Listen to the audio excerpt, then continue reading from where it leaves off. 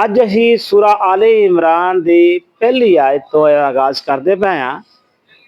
کہ دعا کرتے ہیں اللہ تعالیٰ سانو قرآن نو سمجھ کے پڑھن دی توفیق عطا فرمائے اور اسی طرح ساتھی جڑے رہن اور اللہ تبارک تعالیٰ ساڈے دل بھی جوڑ کے رکھے اس قرآن دی برکت دے نال۔ اچھا جی، الف لام میم اسی پہلے بھی پڑھیا ہے، دا ترجمہ کوئی نہیں، الف لام میم الف لام میم۔ ہن سورہ آل عمران نو اگر تسی اس تے غور کرو گے نا جی، ایک تانوں وہ چیزاں نظر آن گیاں، یہ بالکل کنیکٹڈ آ سورہ بقرہ دے نال۔ جو مضامین سورہ بقرہ دے اندر نازل ہوئے وہ نال ملدے جلدے ہی اپنا قوانین بھی، مضامین بھی، احکامات بھی، ہدایات بھی اس آل عمران دے اندر بھی تانوں نظر آن گیاں۔ اللہ کچھ چیزاں الگ تو ہون گیاں لیکن وہ نال ہی مماثلت رکھدیاں ہوئیاں سورہ بقرہ دے اندر جڑے مضامین اللہ تبارک تعالیٰ نے بیان کیتے نے اس دے متعلق ہی تانوں نظر آن گیا۔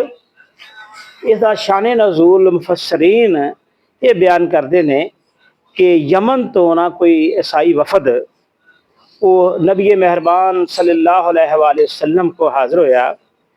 کہ انہوں نے حضرت عیسیٰ علیہ السلام دی حقیقت دے بارے مناظرہ کرنا چاہیا کہ ہی مناظرے واسطے حاضر ہوئے ہیں۔ وہ کہندے سن کہ عیسیٰ علیہ السلام اللہ دے بیٹے نے، جہدے اتے قرآن مجید فرقان حمید نے واضح کیتا کہ نہیں تو ہی غلط کہندے ہو، حضرت عیسیٰ علیہ السلام اللہ دے بندے اور او دے رسول نے۔ یہ اسی اس تناظر چ مباہلہ دی آیت جڑی آ 61 او جو حکم نازل ہویا ہے اسی او دا بھی مطالعہ انشاءاللہ تعالی ادھے وچ کران گے اگے جا کے۔ اسی طرح ہی اس سورہ آل عمران دے اندر غزوہ احد تے اس تو بعد اصلاح و تربیت دا سامان اس سورہ دے اندر کیتا گیا ہے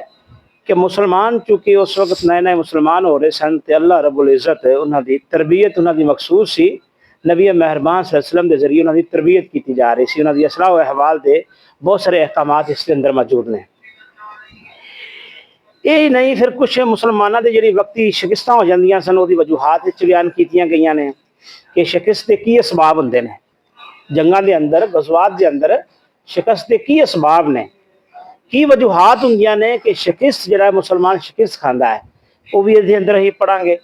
یہ اندر نبی مہربان صلی اللہ علیہ وآلہ وسلم دی اطاعت، جنہوں اطاعت رسول کہنے ہیں صلی اللہ علیہ وآلہ وسلم، تمام ساتھی